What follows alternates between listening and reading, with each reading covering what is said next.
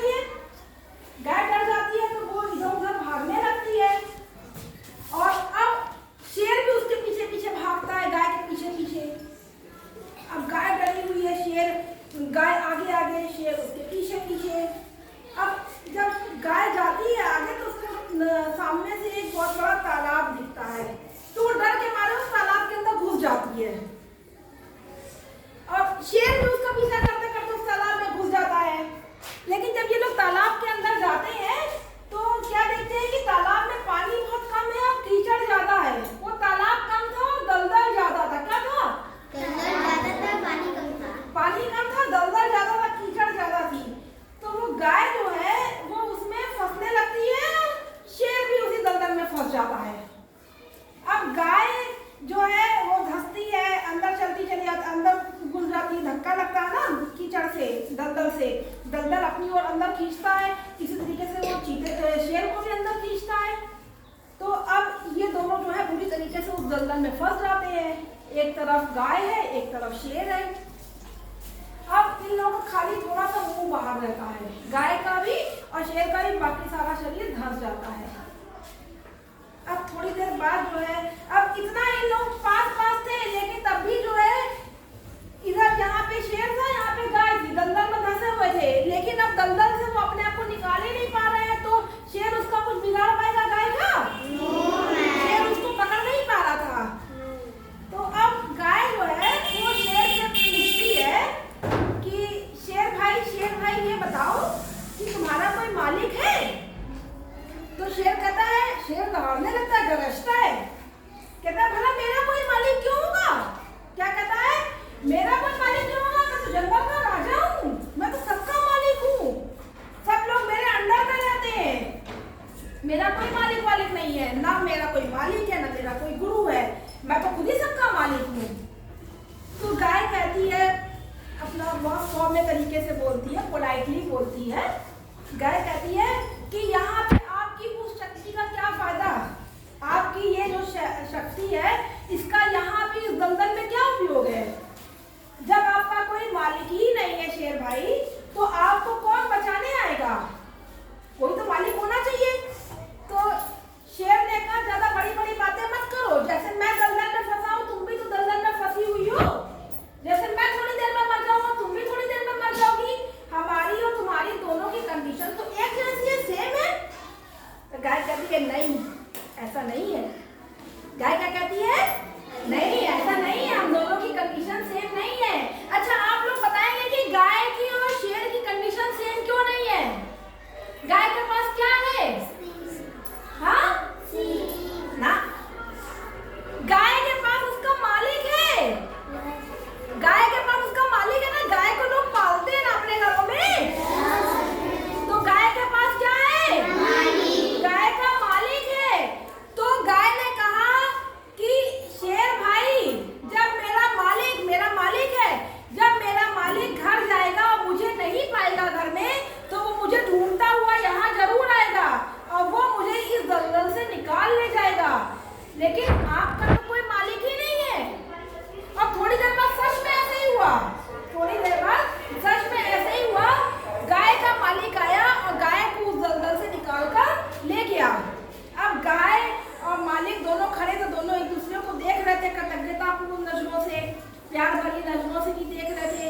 लेकिन अब वो चाहते तो वो शेर को चाह रहे थे निकालना, लेकिन शेर को कौन निकालने जाएगा? क्यों नहीं निकाला जाएगा? शेर को खा जाएगा, शेर उनको खा जाएगा। शेर से उनको अपनी जान का खतरा था। तो गाय का मालिक गाय को लेके चला गया, शेर वहीं पड़ा रहा। उसके बाद वो दलदल में धंस के मर गया। क्यों मर गया? क्योंकि वो अहंकारी था, घमंडी था, है ना। वो सोचता था कि मैं ही सबसे ऊपर हूँ। ऐसा कभी होता है? देखो, शेर को भी जरूरत पड़ी ना, तो हम लोगों को भी बेटा कभी अपने ऊपर घमंड नहीं करना चाहिए। करना चाहिए बेटा? नहीं करना चाहिए ना घमंड। कभी भी हमें, कभी भी किसी को किसी की भी जरूरत पड़ सकती है। अगर शेर पोलाइट होता, उससे लोग डरते ना होते, तो उसको भी बचा ले जाते ना। Very good. कैसी लगी कहानी? अच्छी लगी। अच्छी लगी। आज हम लोग पढ़ेंगे बेटा, बोलिए ला ला वर्ड वर्ड से बनने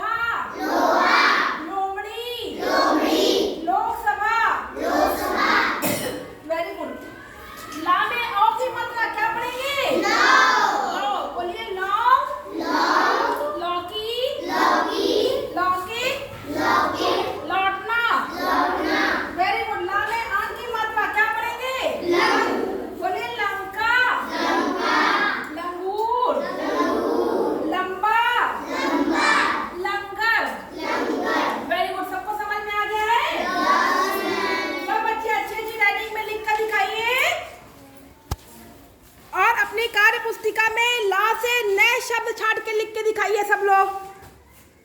ये वाला काम अच्छे से लिख के दिखाइए और ला से नए शब्द भी छाट के लिख के दिखाइए।